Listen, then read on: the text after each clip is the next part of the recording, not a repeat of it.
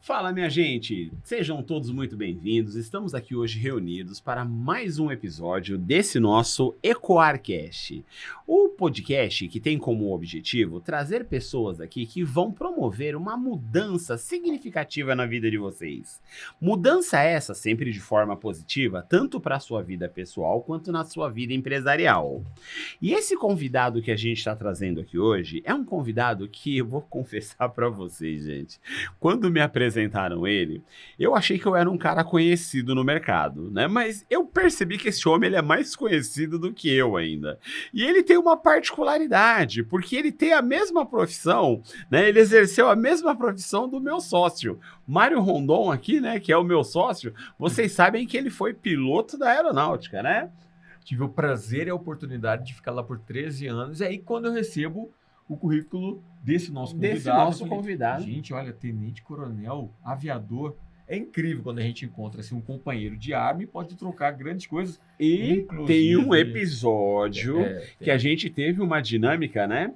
Que quando você me contou, né, o que ele... ele foi campeão de tiro pelas Forças Armadas, né? E aí quando você falou que eu tinha que buzinar para tirar ele do palco, você percebeu que eu não buzinei. Eu simplesmente cheguei e falei assim, seu Rogério, já deu tempo do senhor. E aí ele entendeu e desceu elegantemente. Mas ele tem, Mário, uma coisa que eu acho muito legal. Todo mundo que conhece ele tem uma história de vida impactante com ele. Sabe por quê que eu acho muito legal o trabalho que ele faz? Eu não sei se foi durante as Forças Armadas, mas teve um momento que ele entendeu que ele poderia ajudar as pessoas em como elas poderiam aprender a usar melhor o seu dinheiro, a como ter um comportamento diferente com o dinheiro. E foi engraçado que quando as pessoas começaram a descobrir que ele estava vindo para o educador executivo, eu comecei a receber um monte de elogio, que as pessoas queriam estar na mesma turma que ele, por conhecer o quanto ele já ajudou as famílias com relação a isso. Cara, eu acho que a gente precisa ouvir esse educador financeiro. Educador financeiro / executivo. / executivo. Vamos chamá-lo então, Vamos chamá-lo, né? Então, vamos apresentar o nosso amigo maravilhoso, Rogério Legário. Rogério Legário, seja bem-vindo, meu amigo. Opa! Muito obrigado. Obrigado pelo tempo, disponibilidade, pela generosidade, como a gente gosta de falar. E veio de longe para estar aqui com a gente, né, cara? Veio de Palmas para cá. Nossa, que honra, olha só. E como a gente gosta de falar, a Ecoar, a gente trabalha na ideia do VSP, né? O VSP é o quê? É você, sua palestra. Então, quando a gente sobe num palco, o que vai, inclusive, nos diferenciar de inteligência artificial, Google, é a nossa vida, nossa experiência, que a gente carrega para cima desse palco. Então, quando a gente conheceu um pouquinho, a gente quer conhecer mais, né? Um pouquinho da sua história, a gente, o Legário vai salvar muita gente, porque a hora que a gente fala em dinheiro é uma salvação, e vai salvar muita gente com toda a experiência de vida que tem. Então, obrigado, meu amigo, por estar aqui com a gente. Eu que agradeço esse convite e obrigado por essa apresentação maravilhosa. Eu me emocionei, não esperava que fosse assim, né? Algo tão caloroso e tão bacana, relembrando o passado, relembrando a história. Muito obrigado. Merecido, meu amigo. E a gente não falou uma curiosidade. Ele é tenente-coronel da Força Aérea, né? É campeão de tiro, mas adora uma feira. Tá de chinelo e short, é isso mesmo? É isso mesmo. Nossa, eu curto uma feira. É a melhor coisa que tem no mundo, né, Rogério? Eu vejo a feira como a nossa essência da nossa riqueza. Tá. A diversidade de produtos alimentícios que nós temos, a riqueza do nosso povo trabalhando, os cheiros, as cores. Se a gente souber olhar por um lado lúdico, um lado carinhoso, quase poético, a feira é a essência do país, a essência do Brasil. Verdade, eu também adoro uma feira, mas muitas vezes para tomar um caldo de cana e um pastel. Mas também faz parte, né? E eu confesso, rapaz, eu fui com ele numa feira esses dias, eu fiquei impressionado, mas o menino come. Rapaz! Mas é bom, né? Ele tem que ser da feira, não pode ser do outro lugar, né? Da feira. Da feira. Mas aqui de São Paulo. Isso, as feiras de São Paulo são maravilhosas. Agora, as do Tocantins têm uma peculiaridade, né? porque as frutas são muito doces. É verdade. De uma maneira geral, gente, o abacaxi que tem lá, a melancia, o mamão, é indescritível. A gente só encontra lá. Olha é uma coisa maravilhosa. Fora as comidas típicas do lugar, né? A Maria Isabel, que é um arroz com carne seca, né? Maravilhoso, temperado muito bem, a paçoca, a cápita. É muito bom. A gente falando no próximo do almoço, como é que a gente fica nessa comida? Nessa situação, já quer né? misturar tudo, abacaxi, eu já fiquei pensando na Maria Isabel aqui, rapaz. Meu Deus do céu. Mas, então, Rogério, conta pra gente um pouquinho como que foi essa transição aí, né? Das forças aéreas. Chegaram na Força Armada, né? E até educador financeiro. Educador financeiro, me conta isso, rapaz. A história começou assim, eu estava muito preocupado com a entrada do Plano Real e querendo entender o que estava se passando na economia. Tá. E aí eu procurei um livro que pudesse me orientar, coisas que eu pudesse aprender sobre o que tinha na época, e não tinha nada. Então eu comecei a assinei jornais, revistas, e comecei a ler tudo sobre economia e finanças que aparecia. Perfeito. Embora eu não seja da área e não tenha frequentado os bancos escolares na área de finanças e economia. E fiquei com aquilo e fui aprendendo, fui entendendo as mudanças do plano real, entendendo o que estava se modificando na nossa economia, entendendo que a partir de agora eu precisava planejar, né? Porque até então o nosso planejamento era receber o salário e em que mercado eu ia trocar o meu salário por mercadorias. Era assim. Inclusive, fazia a compra do mês. Do mês, às vezes até para mais meses, né? Sim. Se tivesse mais dinheiro, para aproveitar o preço, sabendo que o preço ia dobrar praticamente em um mês. Perfeito. As casas tinham dispensas enormes, não é isso? Sim. Freezer vertical, freezer horizontal. Então a gente trocava o dinheiro, não planejava, trocava o dinheiro por mercadoria e esperava para ver o que ia acontecer. Experiências e coisas do século passado. Exatamente. Então, com a entrada do Plano Real, a primeira coisa que eu percebi é que a partir de agora eu vou precisar planejar o uso do meu dinheiro. Legal. E comecei a fazer isso, baseado na experiência da minha mãe, do meu pai, com relação ao dinheiro, na minha própria experiência anterior de estar sempre com o orçamento equilibrado. Aí, quando foi uns meses depois que entrou o Plano Real, não, pouco mais, quase um ano depois, eu estava conversando com um subordinado meu e ele estava com alguns problemas financeiros, pedindo muita dispensa para ir resolver coisas na cidade, saindo do expediente da unidade onde eu comandava. E aí eu perguntei para ele, vem cá, você está sempre indo para a cidade na hora do expediente para resolver coisas, o que está acontecendo? Chefe, eu estou completamente endividado, estou assim, estou com a agiota nas minhas costas e tal, e eu posso ajudar em alguma coisa? A mim, não, porque eu estou completamente enrolado. Mas o senhor precisa olhar para a nossa unidade, porque eu estou lá no hangar, lá dentro, no meio do hangar, conversando com todo mundo, e está todo mundo endividado, como eu. Alguns não tanto, mas chegando onde eu cheguei. Eu não quero isso para ninguém.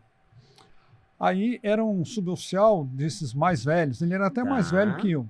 E um paizão para todo mundo lá, mas completamente perdido com o dinheiro. Aí eu pedi para fazer um levantamento sobre o endividamento da tropa. Perfeito. E eles responderam com muita franqueza e os números que eu levantei foram assustadores.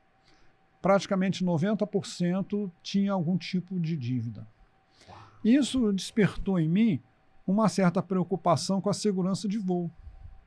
Olha, porque eu já o impacto do endividamento tira o foco das pessoas do trabalho, né? Sim. Inclusive tem uma pesquisa hoje da PricewaterhouseCoopers que mostra que um funcionário endividado ele perde 19 dias do ano pensando na solução para o problema dele. Então ele está presente no trabalho, mas ele não está trabalhando. Tá? Então... Pelo menos 19 dias. 19 dias. É praticamente um mês inteiro, porque um mês útil, um mês aí normalmente tem 20 dias. Se considerar um colaborador que tira férias, por exemplo, então dos 12, 10 meses. Exatamente. E, Rogério, olha que coisa interessante que você trouxe, né? Você levantou uma preocupação que eu não tinha parado para pensar nisso, né, Mário? O cara tá endividado, mas ele tá pilotando um avião. E não é só o piloto, não. O piloto não. O problema é o mecânico que conserta o motor, que ajusta um controle, um comando de voo, o controlador de voo. Né? Então, e também não é só na aviação. E não é só na aviação. É na empresa onde você está com um colaborador mais simples, responsável pela atividade mais simples da empresa até a mais complexa, e você vai encontrar níveis de endividamento que atrapalham o desempenho. Profissional. Imagine um anestesista acompanhando um paciente sendo operado e ele pensando na dívida dele, procurando uma solução com o celular na mão e o paciente ali. Nossa. E é engraçado, né? Você trouxe o anestesista, né? Dizem que esses profissionais hoje que mais ganham, né? Porque o anestesista hoje é considerado na carreira média um dos profissionais que mais ganham dinheiro, né? São os que mais estão endividados? É isso mesmo, Rogério? Não necessariamente, né? Mas eu observo um nível de endividamento muito alto na classe médica. Não é porque ganham mal, ganham muito bem, mas não tem tempo de gerir o dinheiro, porque precisam trabalhar muito. E o médico é corporativista, né? Então, se um faz, o outro faz também. Perfeito. Aí eles começam a demonstrar status, um troca de carro, outro troca também. Aí constrói uma estrutura de vida muito pesada.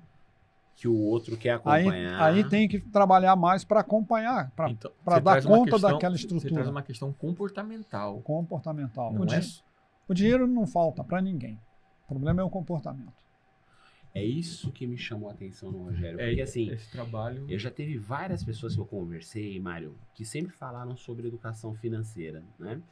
E todas as pessoas que falam de educação financeira, elas falam muito aquilo que todo mundo já sabe, né? Cara, você tem que gastar menos do que você ganha. Mas isso, para que possa acontecer, tem uma questão que está na cabeça da pessoa, que a pessoa às vezes ela não consegue entender por que ela faz o processo ao contrário. Fala um pouco sobre isso, Rogério. Qual o trabalho que você fez na tropa? Você fez algum trabalho específico lá? Eu fiz uma palestra. Aí o que aconteceu? Quando eu percebi o pessoal endividado, eu procurei contratar um consultor financeiro, que eu imaginava que tinha. Esse profissional que eu sou hoje. Mas não achei. Na época eu fiquei sabendo que tinha um senhor chamado Luiz Frankenberg, que é aqui de São Paulo, que tem livros, ele é um decano, podemos dizer assim, dos educadores financeiros do Brasil. Mas não acharam o Frankenberg. Como não acharam o Frankenberg, só tinha ele.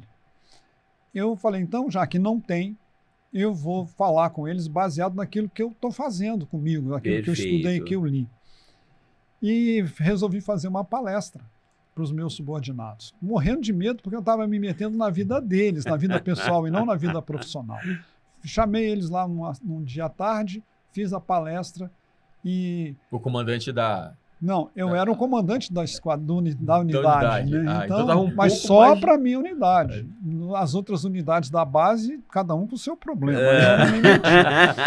Até aquele momento. Mas eu tenho certeza que os outros graduados lá ficaram, putz, eu quero nessa palestra. Deixa eu contar a história. Aí, no final da palestra, um gaiato lá no fundo da sala, um sargento, levantou a mão. O senhor pode repetir essa palestra para as nossas esposas?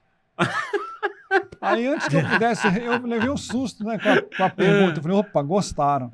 Aí, antes que eu pudesse responder, o pessoal, boa ideia, eu trago a minha, sim. Aí, bom, vocês já responderam por mim, eu já vi que eu vou ter que fazer, né? E aí, um mês e pouco depois, eu fiz a palestra para as esposas. Chamamos as famílias para a unidade. Fizemos lá um chazinho com bolacha, um tenente palhaço meu tomou conta das crianças e brincou com as crianças enquanto eu falava com as mães. Eu sei que foi super legal.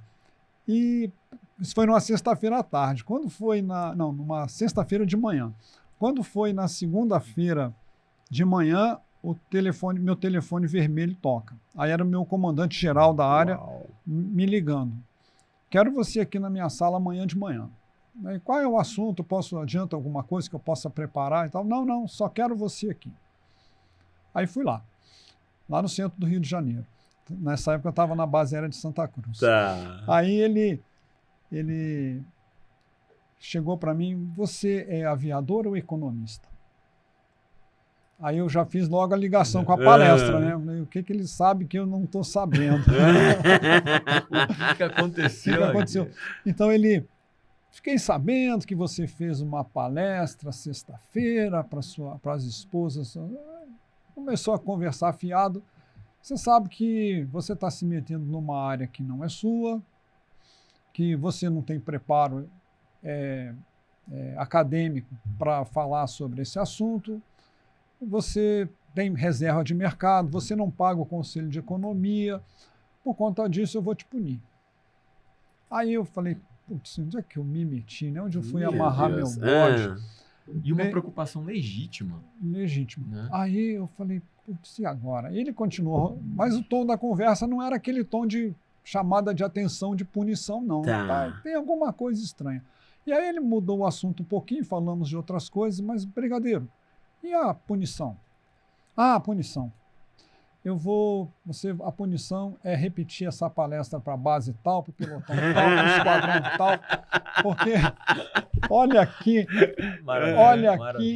os relatórios que eu tenho, está todo mundo endividado. Nossa. Aí eu falei, putz, e agora?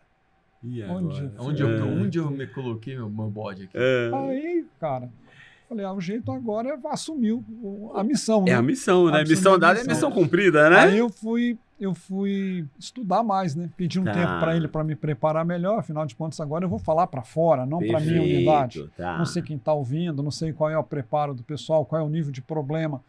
Eu sei que eu comecei a fazer essas pequenas palestras e acabei pegando a fama do aviador que entendia de dinheiro. Olha que legal. Não entendia nada. Eu lembro que eu falei muita bobagem. Hoje, olhando para trás, eu vejo que eu falei muita bobagem. Opa! Mas eu tinha lido um pouquinho mais que os outros. Perfeito.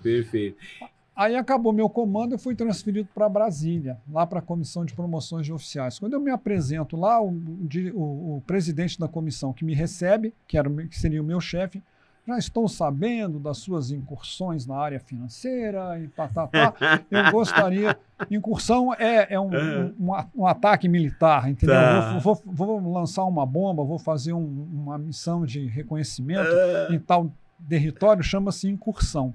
Já estou sabendo das suas incursões na área financeira e tal. Eu gostaria que você atendesse aqui 2 famílias que estão com os caras endividados aqui, que orientasse e tal. Aí eu comecei a orientar essas 2 famílias, fiz bobagem demais, aprendi o que não fazer. Opa. Porque eu recolhi o dinheiro deles todo.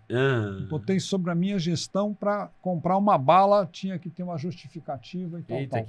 Me deu um trabalho e não deu resultado e eu traumatizei 2 famílias e eu também me aborreci. Olha. Então, o que de cara eu vi? Você não tem que mexer no dinheiro de ninguém. Tá. Se quer mudanças, foi a primeira lição que eu aprendi nessa área. Orienta, mas as ações são todas do outro. Perfeito. Porque não é você que assina o cheque, não é você, na época era cheque, né? Não é você que digita a senha, não é você que decide ir no restaurante A ou no restaurante B, no mercado A ou no mercado B. Tá. Então, e não muda, não há uma mudança de percepção do comportamento de uso do dinheiro, né? Isso. Aí eu comecei a ver, o problema não é o dinheiro, é o comportamento. É o comportamento. E a partir disso você começou, porque assim, pelo que eu estou entendendo aqui, nesse momento você entendeu, né? Que não bastava falar só do dinheiro, né? Não bastava falar do tirar o dinheiro do cara. Exato. Você está gastando muito? Me dá aqui que eu vou cuidar para você. Não era essa a solução. Você começou, então, a partir desse momento, buscar a solução que era trabalhar o comportamento. Começou a criar aí uma metodologia. Isso, mas eu não tinha noção de quão profundo era essa questão do comportamento. Tá. Então, lá na frente, lá para 2003, que eu vou entender isso. Isso aí era 96, 97. Tá. Bem, aí o que aconteceu? eu comecei a ser chamado pelos colegas para almoçar. Olegário, vamos almoçar comigo? Vamos almoçar, porque as pessoas queriam era perguntar e tirar uma casquinha. Ou seja, né? Não existe almoço grátis, né? Buscar conhecimento para resolver o dinheiro. Eu falei, tá todo mundo muito interessado nesse assunto. Eu estou achando que isso um dia vai virar um negócio. Tá. Mas eu não tinha nem ideia do que ia acontecer. Eu sei que, de repente, eu me aborreci. Passados anos, 3 anos, eu me aborreci lá na Força Aérea, comecei a não gostar do que estava vendo, do que estava acontecendo, falei, eu vou sair. Aí ajeitei tudo para ir voar na TAM. Aí acabou que não deu certo a entrada na TAM. Eu estava com tudo aprovado, já tinha feito as provas, já estava com o currículo lá, carteira de trabalho novinha, né? Porque o militar não tem carteira de trabalho, carteira de trabalho novinha lá na TAM. Aí um belo dia a moça do RH lá, que estava me contratando, ligou e falou, olha, Rogério, a gente não vai mais te contratar, não. A partir de amanhã a TAM vai começar um processo de demissão. O que tinha acontecido? O dólar estava 1 por 1. Tá. Aí o governo Fernando Henrique liberou o câmbio e o câmbio foi de 1 para 2 rapidamente, em menos de 10 dias. A TAM que estava contratando passou a demitir. E é tudo dolarizado na aviação? E a aviação é toda dolarizada. Aí foi aquele caos na aviação. Aí muita gente demitida e eu não entrei. Aí falei, e agora, o que eu vou fazer? Meu salário reduz, eu não consigo viver só. Agora eu tenho que fazer casa, estava fazendo a casa. É que a hora que a gente descobre que a gente tem que fazer alimentação, porque não tem um rancho mais. Tem que fazer um plano de saúde, porque não tem mais o hospital militar. Tem que ir aluguel, porque não vai ter a casa. Não vai ter a casa. Aí é o verdadeiro... Aí palavrão bem aqui assim, né? E eu estava construindo Fiquei casa. curioso, depois você me fala. Rancho? Rancho é o restaurante. O refeitório. É o refeitório. Do soldado chama rancho. Aí, e o salário chama soldo. Soldo? E aí... Falei, e agora? Tem que arrumar alguma coisa, né? Eu comecei a pensar o que eu ia fazer. Tá. Aí um colega me ofereceu vender Contém um Grama. Que é aqueles perfuminhos, né? Eu lembro disso. Rapaz, eu fiz uma distribuidora de Contém um Grama para encurtar a história e foi um sucesso. Tá. Sabe, eu fui lá no Sistema Nacional do Emprego em Brasília, recrutava aquelas senhoras, aquelas mulheres lá procurando emprego, ensinava como fazia. Eu sei que foi uma experiência legal, mas eu não sou de vendas. E aí eu pus essas senhoras, essas mulheres para vender Contém um Grama para a gente. E foi interessante. Mas não estava satisfeito com aquele negócio. Opa, ainda não era o que você estava... Não era o que eu estava querendo. Aí espalhei meu currículo pelas empresas aéreas existentes e a Beta Cargo, em Guarulhos, me chamou. No início de 2020, do ano 2000, janeiro de 2000, eles me contrataram para voar lá como copiloto. Aí eu larguei a Contém um Grama, vendi a distribuidora. Vendi a distribuidora para um distribuidor meu, que era médico e estava desgostoso com a medicina. E ele comprou todo o meu estoque e vendi para ele o passe das distribuidoras, das revendedoras, né? Foi um negócio legal. Foi um aprendizado bacana. E fui voar. E esqueci a aviação. Sim, eu esqueci de falar que teve um período em que eu fiz um curso de finanças pessoais numa empresa que existiu aqui em São Paulo chamada Forex. Não é Forex do mercado Forex, é Forex de 4x. Certo. Aí, com o Marco Silvestre, que é um economista aqui de São Paulo que teve, não sei se ainda tem um programa na Bandeirantes que fala de dinheiro, vamos prosperar, é uma coisa assim. E foi muito legal, foi uma elevação de nível. Aí eu comecei a trabalhar usando a metodologia dele e o conhecimento dele, mas não deu muito certo. Arrumei um cliente que ainda por cima me deu cano. E aí quando eu fui contratado para... Porque ninguém naquela época queria falar de finanças pessoais, ninguém falava disso, né?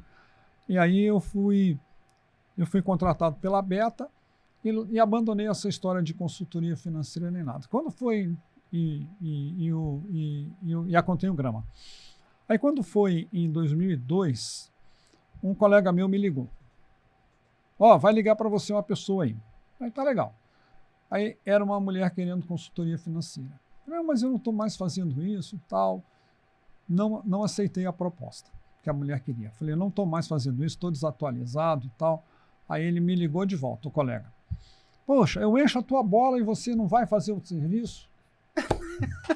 Porque ela é uma amiga minha, uma conhecida minha, depois eu descobri que era noiva dele, e ele estava querendo casar, mas a moça estava endividada, e ele não queria casar com a moça endividada. Ele estava querendo que você preparasse ela primeiro, antes dele assumir. E foi isso, de fato, que aconteceu.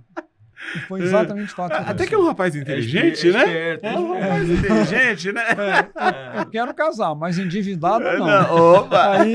Aí eu fiz umas sessões com ela, 6 sessões com ela, e a moça saiu das dívidas e gostou da metodologia que eu usei. E me indicou para quem? Para chefe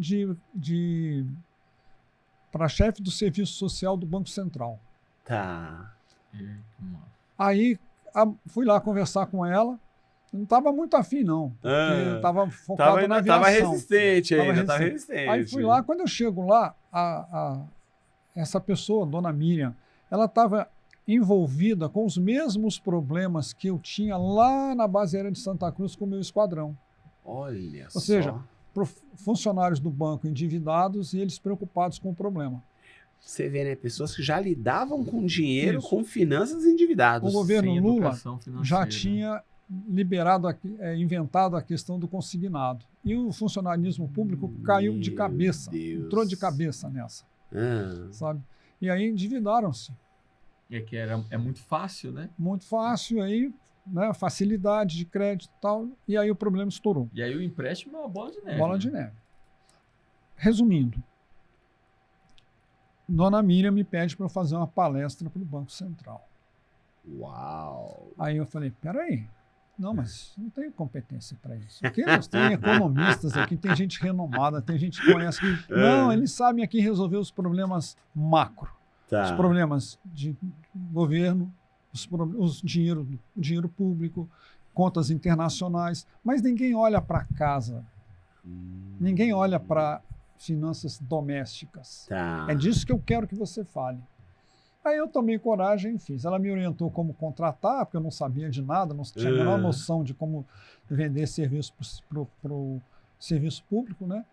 Para os órgãos públicos, e saiu a palestra. Minha primeira palestra profissional, recebendo para fazer a palestra, porque até então tudo foi tudo pro bono, né? E para o Banco Central. Tá. E aí, quando você fala de dinheiro para o Banco Central, as pessoas acham que você sabe do assunto. Né? Você tornou especialista. Você falou para quem? Para o Banco Central sobre isso. Aí, cara, a partir daí começaram as indicações. Eu saí da palestra do Banco Central com 26 pessoas interessadas em consultoria. Uau. E dessas 26, 16 fecharam. Uma taxa de conversão incrível. E aí, não, inclusive, eu conheci ele por causa de uma palestra que ele fez recente, que a conversão foi um negócio impressionante. Meu amigo. Aí eu sei que a coisa decolou. E comecei então a atender os clientes do Banco Central e tal. E aí o Banco Central começou a ter referências e começou a pipocar os problemas de dinheiro em outros órgãos públicos em Brasília, e eles procuraram a solução no Banco Central. Tá. Aí o Banco Central, não, desse assunto aqui a gente não entende nada não, quem entende é o Rogério. Aí eu passei a ter indicação do próprio Banco Central. Nossa, que autoridade, né, Rogério? Que autoridade, né? E aí eu fiz vários trabalhos nos órgãos públicos em Brasília. A maioria dos tribunais, Câmara, Senado, PGR, TCU, STF. Então, a fama se espalhou em Brasília. Né? E cada trabalho trazia consultoria também. Então, teve um período que eu não tinha mais condições de voar 15 dias, que o meu trabalho era de 15 por 15 na aviação, ficar 15 dias em casa de folga, virando consultor financeiro.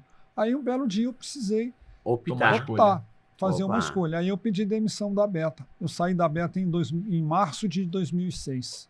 Olha só. Já saiu com uma consultoria, com a sua consultoria e com o método, ou ainda não? Não, já saí com a consultoria com a consultoria já montada já. A empresa já estava consolidada, já estava só que eu abri a empresa aqui em São Paulo. Tá. Aí depois eu mudei para Brasília, a empresa. Perfeito.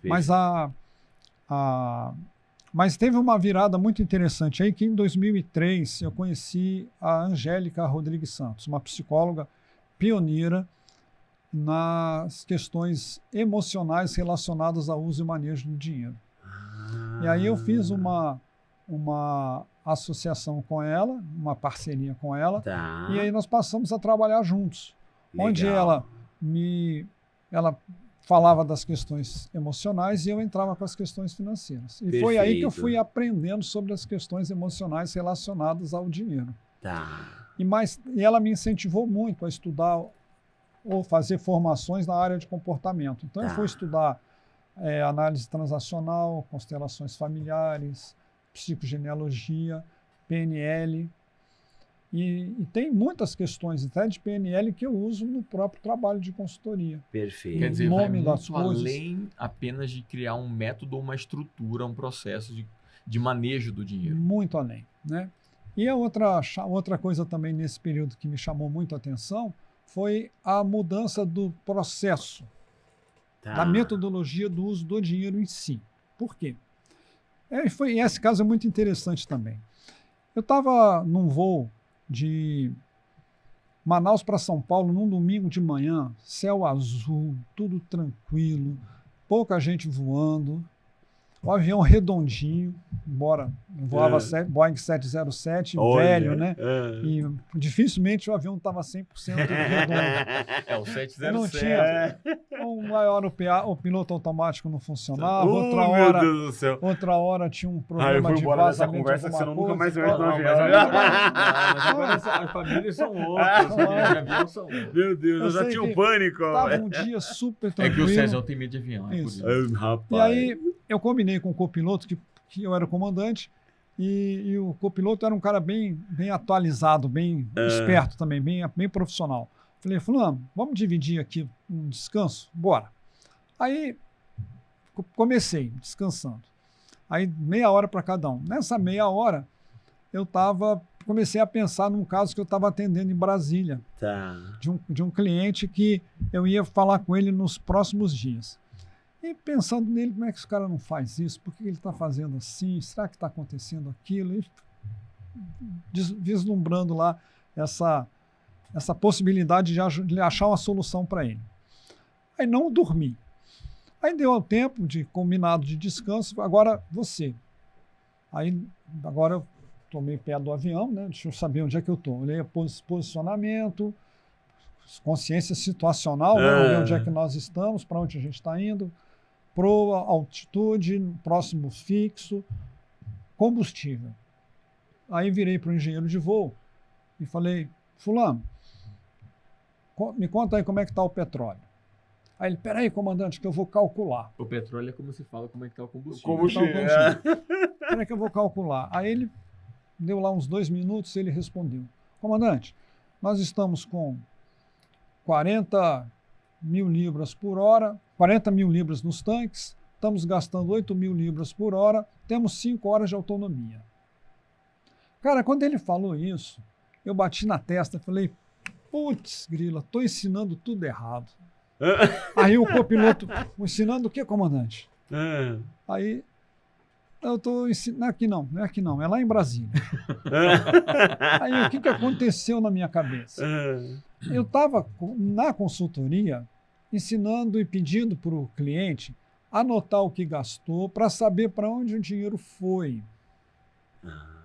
O método da contabilidade. Só que aí já tinha ido. Já tinha ido, é o método da contabilidade. A contabilidade, para contabilizar, precisa ter acontecido. Sim. E era assim que eu estava trabalhando até então. Então, o que adianta eu saber quanto eu gastei? Já gastei.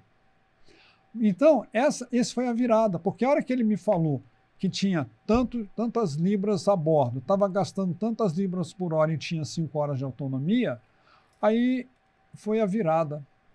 Falei, eu tenho que ensinar, igual ele me falou, ele não falou quanto combustível eu gastei até agora. Porque para o aviador, ele não olha para trás. A pista que passou, o combustível que gastou, já era. O aviador sequer olha para baixo. Porque se ele olhar para baixo, o que ele viu já passou. Sim. Perfeito? Então, qual foi a virada? Foi olhar para frente. Aí eu inventei o método do aviador. Ou seja, o que o aviador faz? Primeiro ele planeja. Tá. Ele não voa. Você sabe muito bem disso.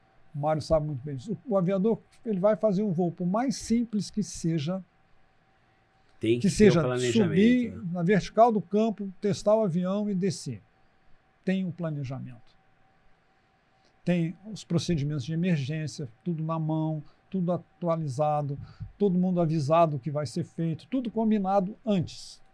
Tá. E aí o piloto faz o avião cumprir o que foi combinado. E vai monitorando o que está à frente. Então tem uma regra na aviação que diz o seguinte: não deixe o avião chegar a nenhum lugar onde a sua mente não tenha chegado 5 minutos antes. Olha que forte isso, cara.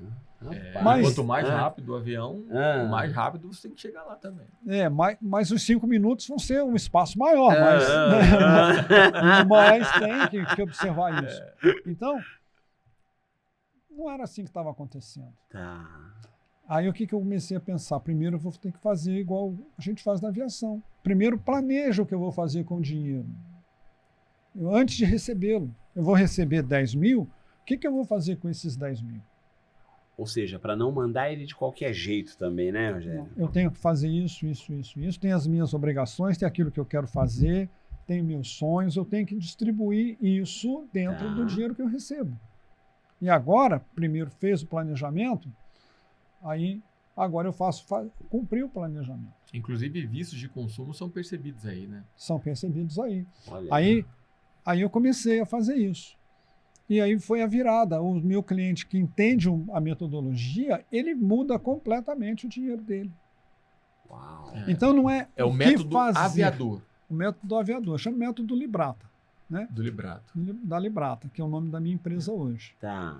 E aí, eu falo hoje porque começamos com Prosperar e Finanças Pessoais. Tá. E aí nós fomos registrar a marca em 2012 e vimos que tinha outras empresas com o mesmo nome. Perfeito. E aí podia até justificar que eu já usei o nome primeiro, mas não valia a pena.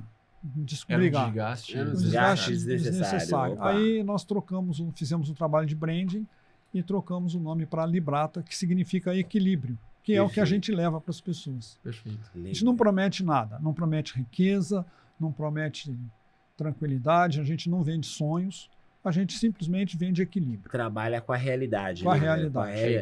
Quando se tem o equilíbrio financeiro, a gente tem paz. Tem paz. Né, para tomar as decisões com mais tranquilidade. Né? Isso. E o método ele é adaptável a qualquer família. Legal. Porque não é aquela coisa engessada que eu tenho que fazer assim. Às vezes você compra aí planilhas de finanças pessoais pré-prontas que está tudo engessado, né? Ou seja, né? É a realidade de quem criou a planilha. Mas a pessoa que vai utilizar nem sabe para que serve aquilo, né? Não sabe. Então é uma mudança de paradigmas. Tá. Então, aí o que aconteceu? Eu aprendi muito sobre comportamento, teve essa virada interessante, simples, uma virada simples, mas muito efetiva. Tá? E eu passei a ensinar não aquilo que você tem que fazer, mas como fazer. Uau. Isso aqui tem uma diferença imensa, né?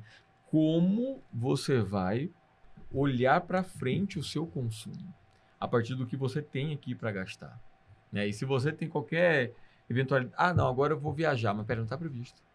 Exato. Mas você pode até planejar. Isso, né? Você não planejou, não dá para fazer isso. Mas planeja que dá. Dá planejado, né? Planejado. Naquele período, naquele mês ali, não, peraí. Inclusive na minha metodologia tem 3 tipos de despesas.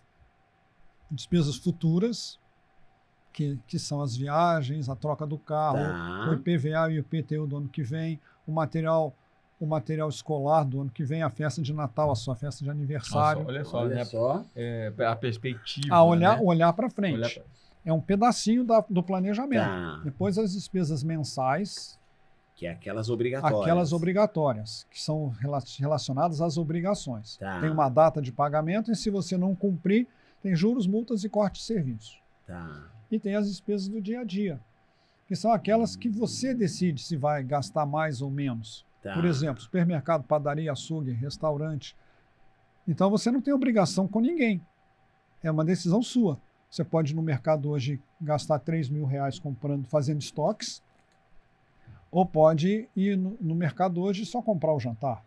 Uau. Você pode entrar num restaurante caro e gastar lá R$300, R$400 numa refeição, ou pode ir aqui na esquina, no quilinho da Dona Maria ali. Mas sabendo que você tem um direcionamento do quanto gastar para aquele grupo. Né? Isso. Inclusive, a gente faz uma combinação, né? Se eu sair hoje e gastei muito para almoçar, amanhã eu posso pegar leve, né? Ou nem sair, né? Ou nem sair. Ou seja, né? Tudo tem um ganho, mas também tem a sua perda. É um equilíbrio. É um equilíbrio, né? Eu chamo isso de equilíbrio. Porque não é tudo ao céu e nem tudo à terra. Inclusive, o Olegário tem uma palestra, ele traz o cartão de crédito. Nossa, cara. É muito interessante. Fantástico. Essa palestra, que, inclusive, a possibilidade de você só gasta o cartão de crédito, mas de uma perspectiva diferente. Porque você já tem o dinheiro, né? Você tem que garantir isso aí. Não é, eu vou comprar a crédito, o banco vai me pagar em algum momento. Não existe o Rogério, ele trouxe uma perspectiva que eu achei muito legal para mim, né? Ele falou assim, Sérgio, o problema é que antigamente, quando a gente saía, você saía com dinheiro na carteira, então toda vez que você ia pagar num comércio, você tirava o dinheiro da carteira e você percebia que aquele dinheiro estava diminuindo. O problema do dinheiro de plástico, que é o cartão, é que você vai passando. Mas vai chegar uma hora que a fatura chega, né, Rogério? Agora, por exemplo, eu estava no carnaval. Prefiro não comentar. Tô até com medo de ver essa fatura aí, viu? Você não tem nem o cartão, você só faz assim, né? Aproxima, já era, foi. Isso tem prejudicado muitas famílias também, não tem, Rogério? Porque quando a gente pagava em dinheiro, a gente via a dor do pagamento, né? A dor exatamente. A gente pagava em dinheiro e via o dinheiro trocando de mão. Ai, minha Nossa Senhora, aquele meu dinheiro indo embora. Aí tem a questão do perder, né? Dinheiro estou perdendo. O dinheiro está diminuindo. Exato, é isso? Exatamente. Hoje, com os meios de pagamentos eletrônicos, você não vê o movimento. É verdade, é verdade. Aí você pode olhar o saldo bancário. Se você paga com cartão de débito, você vê que diminuiu lá o saldo bancário. Mas com o cartão de crédito não acontece nada. Exato, exato. Aí você acha... E o pior, você quer saber com que dinheiro, quanto dinheiro você tem, você olha na conta corrente. E aquele número lá é falso. E as pessoas ainda não se deram conta que o número que o banco te apresenta é falso.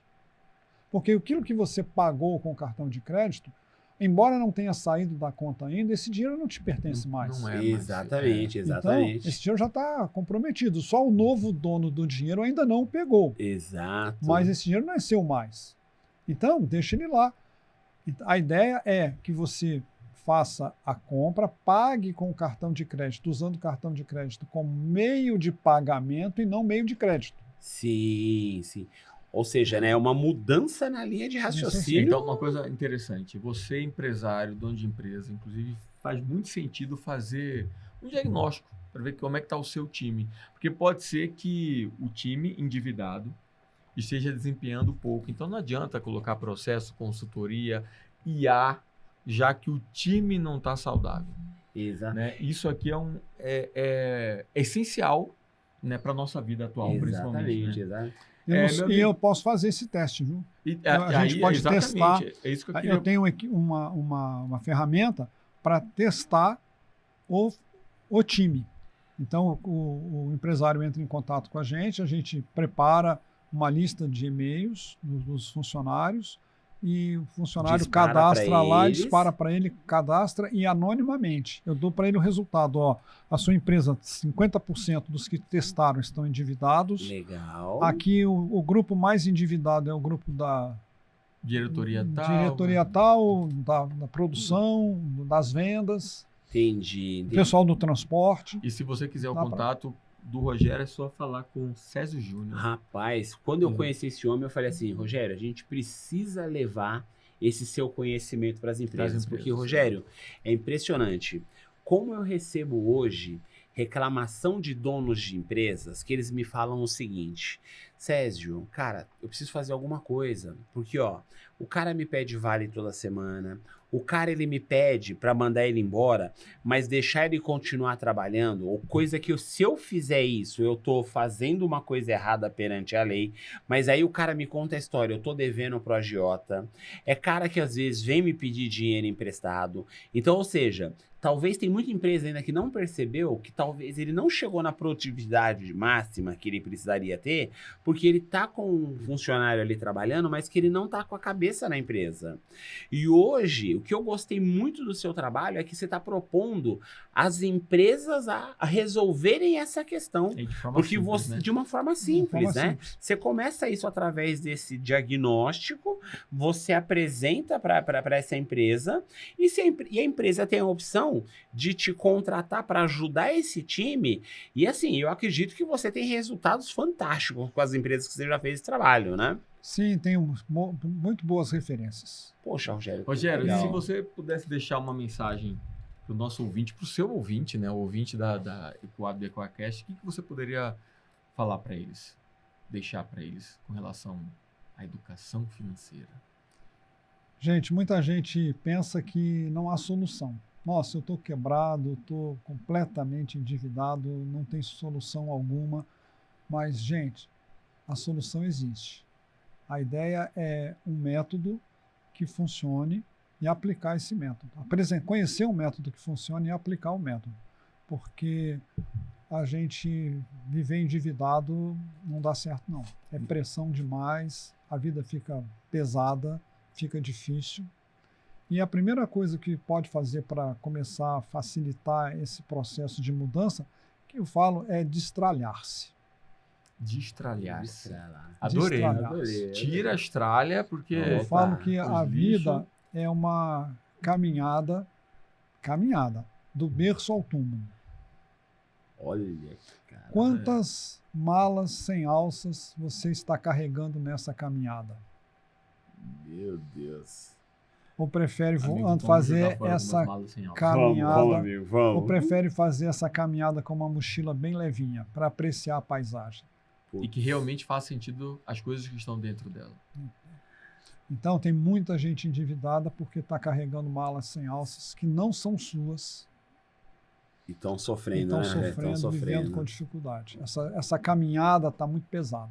Poxa. E para coroar essa questão do dinheiro, né? Nosso patrocinador, né? A AGK Corretora de Câmbio. Uhum.